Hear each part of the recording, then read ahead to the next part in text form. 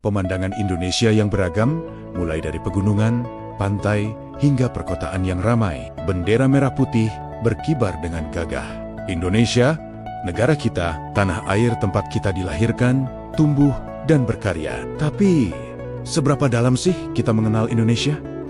Seberapa bangga sih kita jadi bagian dari bangsa ini? Yuk, kita bedah bersama. Video ini akan mengajak kita menyelami nilai-nilai luhur Pancasila, dasar negara yang menyatukan kita semua, dari Sabang sampai Merauke. Lalu, kita akan mengupas tuntas apa saja hak dan kewajiban kita sebagai warga negara yang baik. Karena menjadi bagian dari bangsa ini bukan cuma tentang hak, tapi juga tentang tanggung jawab. Dan terakhir, kita akan mencari tahu bagaimana cara menumbuhkan rasa nasionalisme dan bela negara yang otentik. Bukan cuma di lisan, tapi di tindakan nyata. Pernah lihat enggak? Di media sosial ada yang berantem cuma gara-gara beda pendapat. Atau ada yang sengaja menyebar hoax yang memecah belah. Ini bukti kalau nilai persatuan kita mulai luntur. Bahkan, ada juga yang lebih mementingkan diri sendiri sampai korupsi, lupa kalau Pancasila itu mengajarkan keadilan sosial. Solusinya, kembali ke Pancasila. Sila pertama sampai kelima itu bukan cuma pajangan, tapi pedoman hidup. Kita bisa mulai dengan menghargai perbedaan, berhenti menyebarkan kebencian, dan selalu mengedepankan musyawarah untuk mencapai mufakat. Terapkan nilai Pancasila di setiap langkah.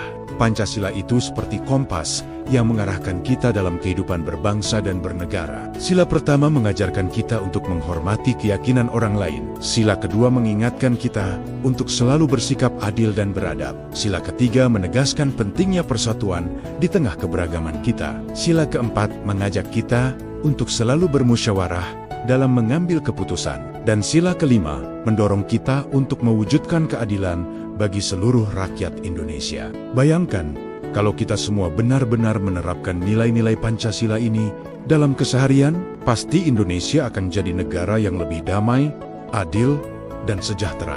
Tapi, ini bukan tugas yang mudah. Butuh komitmen dan kesadaran dari setiap warga negara. Nah, bicara soal warga negara, kita punya hak dan kewajiban loh. Sering kan kita menuntut hak kita, mana hakku untuk dapat fasilitas ini?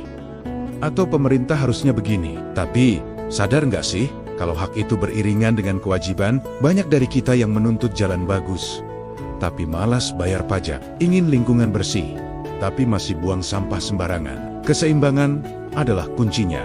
Mulai penuhi kewajiban kita dulu, baru menuntut hak. Mari kita mulai dengan hal kecil.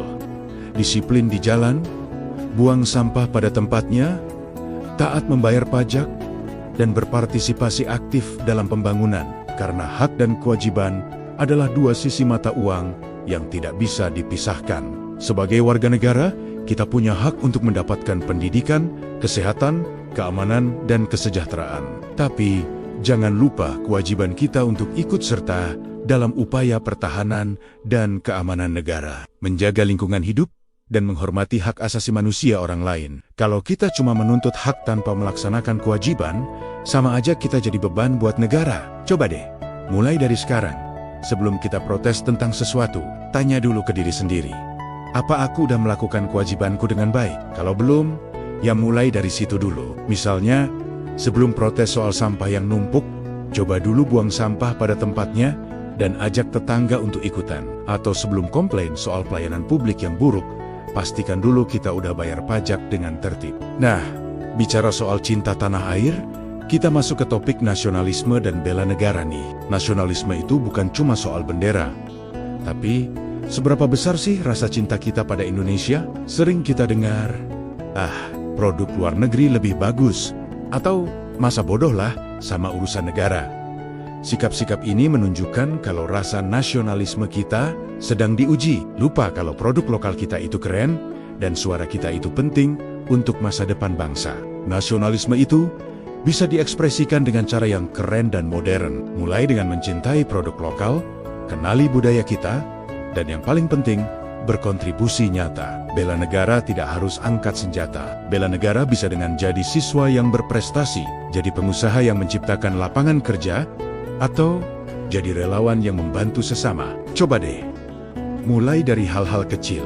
Misalnya, pas belanja, pilih dulu produk lokal. Atau kalau lagi liburan, jelajahi dulu keindahan alam Indonesia sebelum pergi ke luar negeri. Ikut lomba 17 Agustusan di kampung juga bisa jadi cara keren buat nunjukin rasa nasionalisme lo.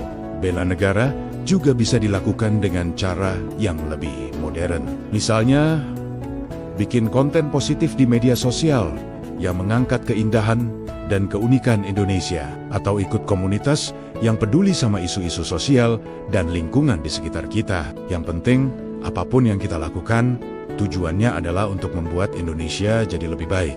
Ingat, nasionalisme itu bukan berarti kita harus menutup diri dari dunia luar. Justru, dengan mengenal budaya lain, kita bisa lebih menghargai keunikan budaya kita sendiri. Tapi, jangan sampai kita jadi kehilangan jati diri sebagai bangsa Indonesia. Nah, sekarang kita udah bahas tentang Pancasila, hak dan kewajiban warga negara, serta nasionalisme dan bela negara. Tapi, semua ini bakal sia-sia kalau cuma jadi omongan doang. Yang penting itu, aksi nyata.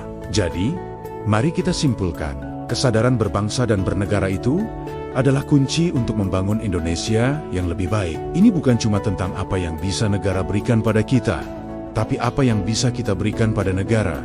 Mari kita mulai dari hal kecil. Terapkan Pancasila, penuhi kewajiban, dan tunjukkan rasa cinta pada Indonesia. Karena masa depan bangsa ini ada di tangan kita. Bangga jadi Indonesia tentu. Ingat, setiap langkah kecil yang kita ambil untuk Indonesia itu berarti, mulai dari menjaga kebersihan lingkungan, menghormati perbedaan, sampai aktif dalam kegiatan sosial di masyarakat. Semua itu adalah bentuk nyata dari kesadaran berbangsa dan bernegara. Kita juga perlu terus belajar dan memahami sejarah bangsa kita. Karena dengan memahami masa lalu, kita bisa lebih menghargai perjuangan para pahlawan dan lebih bijak dalam menghadapi tantangan masa kini dan masa depan.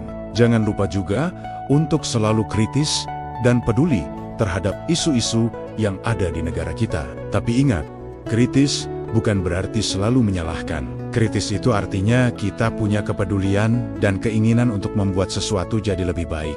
Akhirnya, mari kita jadikan kesadaran berbangsa dan bernegara ini sebagai gaya hidup. Bukan sesuatu yang kita lakukan hanya pada momen-momen tertentu, tapi sesuatu yang menjadi bagian dari keseharian kita. Dengan begitu, kita bisa membangun Indonesia yang lebih kuat, lebih adil, dan lebih sejahtera. Indonesia yang bisa kita banggakan, bukan hanya untuk kita sendiri, tapi juga untuk generasi yang akan datang. Jadi, mulai sekarang, ayo kita tanya diri sendiri, apa yang sudah aku lakukan untuk Indonesia hari ini? Karena setiap tindakan kecil kita bisa jadi langkah besar untuk kemajuan bangsa.